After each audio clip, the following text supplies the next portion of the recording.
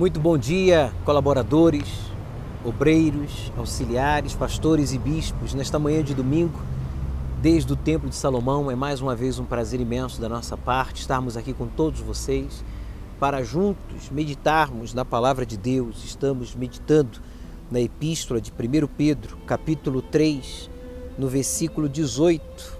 Hoje daremos continuidade ao versículo 22. Antes de darmos continuidade ou iniciarmos a nossa meditação, eu gostaria que você fechasse os olhos, respirasse profundo e que toda dor, cansaço, mal-estar, irritação, falta de concentração saia, desapareça agora da sua mente, do seu coração, do seu corpo, para que você e eu sejamos sacrifício vivo, santo e agradável ao nosso Deus nesse dia da purificação, para que sejamos usados por Ele poderosamente, grandiosamente, de forma que os perdidos sejam encontrados, os caídos se levantem e os sofridos venham ser alcançados por meio do nosso testemunho de fé, de vida e de caráter. E que Deus abençoe a nossa meditação. E você que concorda, diga: fala, Deus. Amém. E Ele vai falar. É do interesse dele falar com você, comigo, com todos nós. Diz aí o versículo 18 do capítulo 3 da primeira epístola de Pedro à igreja na Ásia Menor, que eram os primeiros cristãos que haviam fugido diante da perseguição que a igreja estava sofrendo, a igreja primitiva. Quando ele diz: porque também Cristo padeceu uma vez pelos pecados, o justo, está aqui escrito, pelos injustos, para levar-nos a Deus, mortificado na verdade, na carne, mas vivificado pelo Espírito, em letra maiúscula, o Espírito Santo. Esse versículo nos ensina que o Senhor Jesus sofreu uma única vez, que foi suficiente para levar sobre si, sobre o seu corpo, todas as nossas iniquidades, pecados e falhas, imperfeições. Na cruz, Ele deu a sua vida para que você e eu, diz aí o texto sagrado, que estávamos no pecado, na injustiça, fôssemos levados para Deus. Ora, isso significa dizer que nós não éramos de Deus, ou não estávamos com Deus. Quando nós estamos em pecado, guardando uma iniquidade, uma mágoa, um sentimento de orgulho ou de ressentimento, uma objeção, uma resistência à direção do Espírito Santo, através da igreja aí local, o bispo, o Espírito Santo, através deste grupo, através desta decisão que foi tomada, que é o melhor para o corpo de Cristo, que é a igreja em um todo.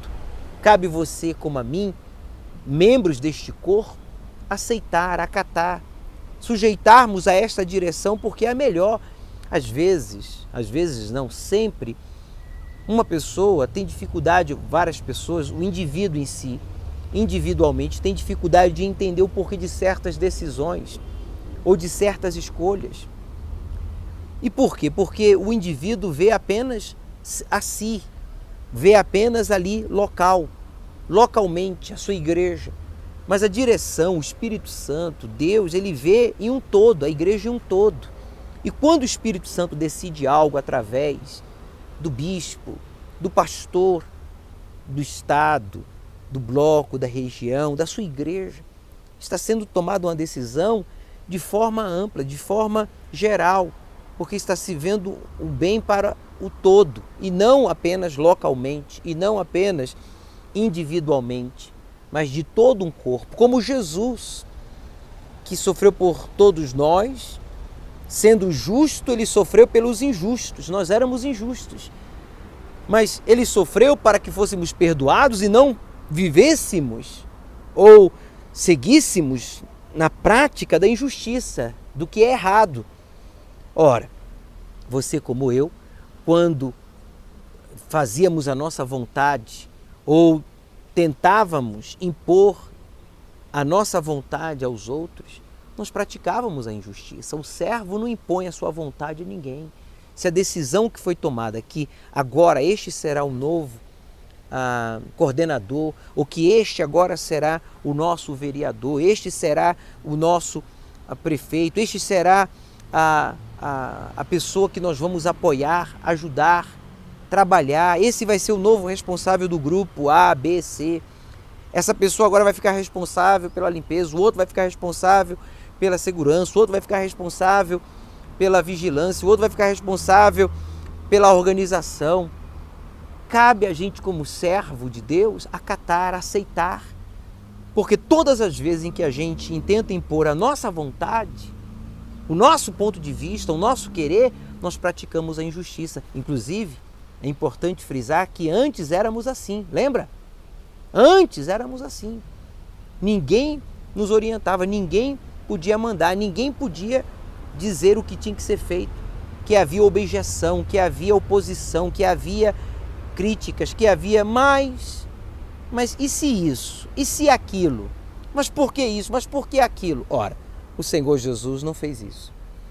Ele, sendo justo, sofreu pelos injustos para levar-nos a Deus. Você e eu, que agora somos de Deus, devemos nos sujeitar tudo aquilo que faz parte da obra de Deus, que faz parte do serviço a Deus, que faz parte da nossa vida com Deus.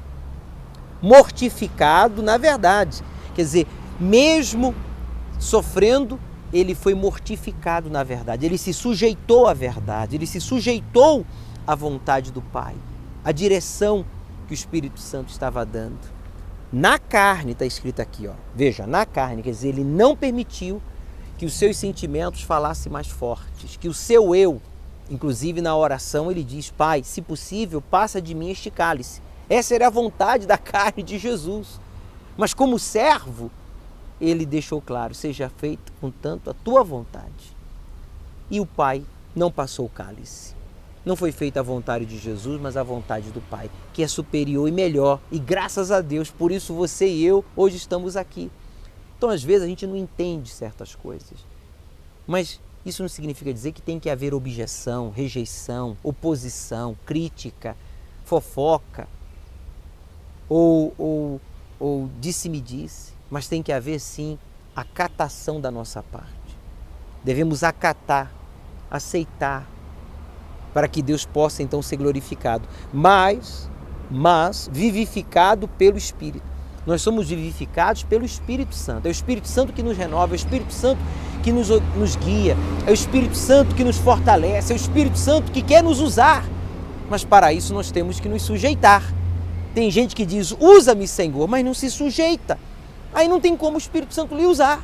Seja você novo ou antigo de obra. Seja você um adolescente ou seja você uma pessoa já madura, adulta ou idoso. Todos temos que fazer algo em comum. Todos os servos fazem algo em comum para que seja usado pelo Espírito Santo. Que é, como está escrito aí, sujeitando-nos a Ele em espírito, no espírito, para que Ele possa nos vivificar, para que Ele possa nos dar vida e você então passar vida para o povo que depende de você. As pessoas dependem da gente, para que você venha passar vida e abençoar o grupo, os membros do grupo, os membros da igreja. E todos aqueles que ainda estão afastados da luz sejam atraídos pela luz de Jesus, do Espírito Santo em você. No versículo 19 ele diz: no qual também foi e pregou aos espíritos em prisão.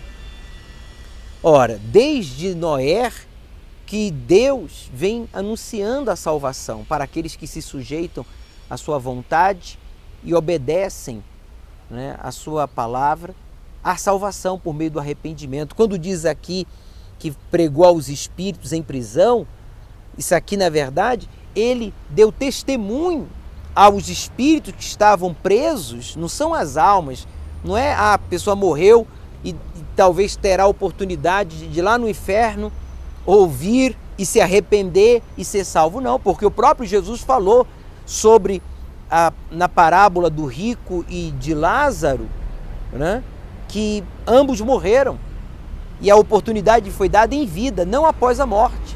Jesus deixa claro: quem está no inferno não pode passar para o céu e quem está no céu não pode passar para o inferno.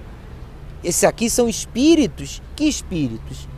Não temos detalhes, a Bíblia não dá detalhes.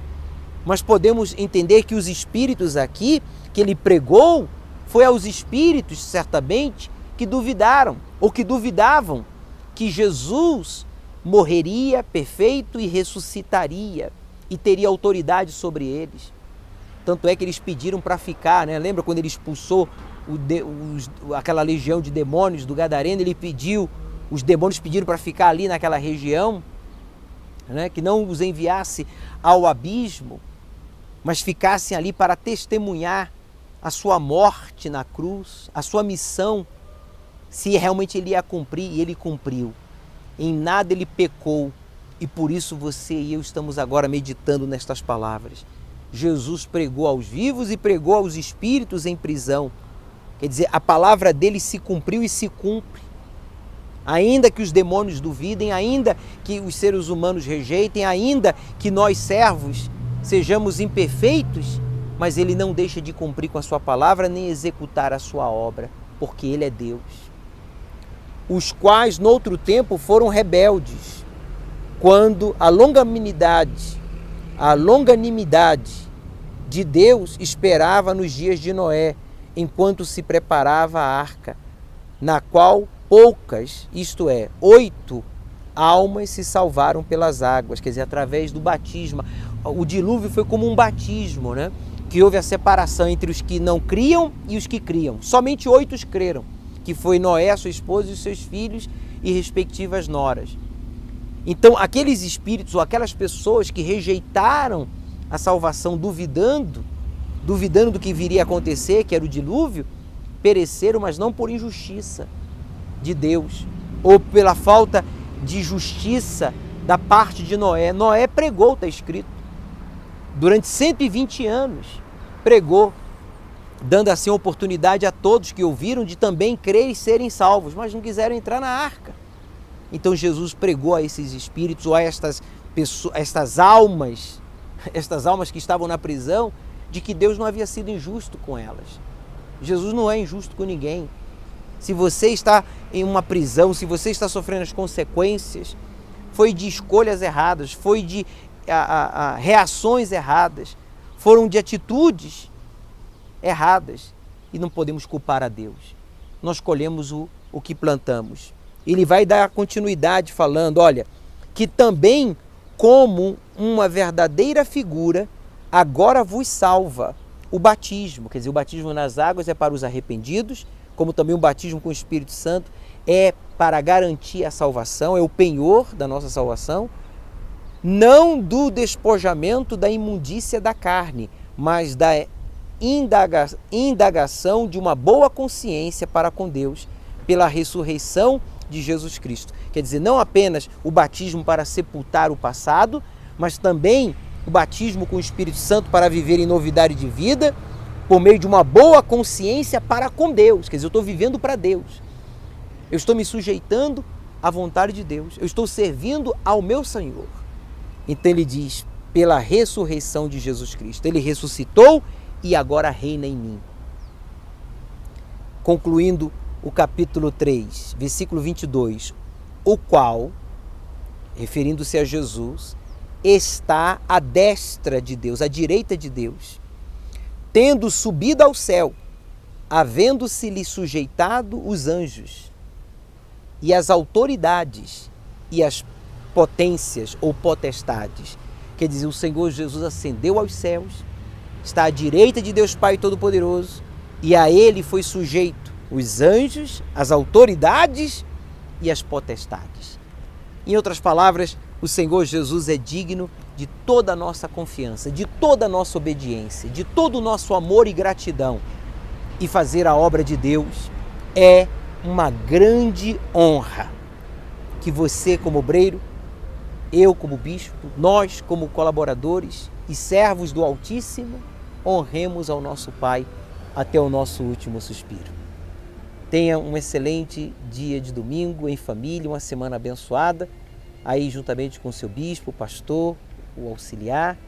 E não esqueça, nos veremos na iurde ou nas nuvens. Até lá!